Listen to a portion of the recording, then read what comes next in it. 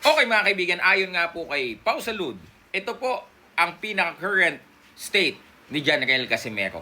1 month before his fight against Luis Neri. Tingnan nyo po yan. Tansya ko po mga nasa 165, 170 po yan mga kaibigan. At ang paglalabanan po lang nila ngayon ay 122 pounds for 12 rounds.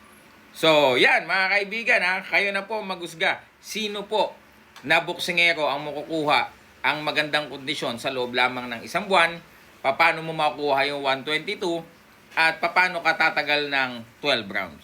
Yun lamang po mga kaibigan. Tingnan nyo po yan. Ano pong gagawin nating paraan para po makuha niya yung 122? Huli po niyang sampa sa 122, overweight po siya. Doon nga po siya nasuspende ng JBC mga kaibigan. Tapos ito po, ayan pagkalaki-laki. Nako Jason, bakit mo isinubo yung kapatid mo sa isang kasunduan na alam mong lugi kayo? Ang question alam mo bang lugi kayo? Siguro basta lang may pera, oo ka lang ng oo. Yes boss, yes boss. Yes boss, we want Neri boss. 122, 1 month to go at 12 rounds. Lahat lugi kayo diyan. Alright? Pag kayo nakuha nyo, let's say sa tulong ng ilang diuretics, makuha nyo 122. Okay? Pero, lantang gulay siya niyan.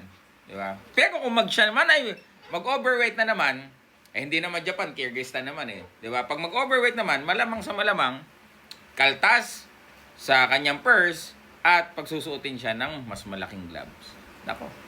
Kaya po mga idol, ano po sa tingin nyo? Ilang rounds lang po ang itatagal ni Janriel Casimero kay Luis Neri. Nako. Hey, naloko na! Silver Voice TV. Magandang araw po sa inyo lahat. Comment na.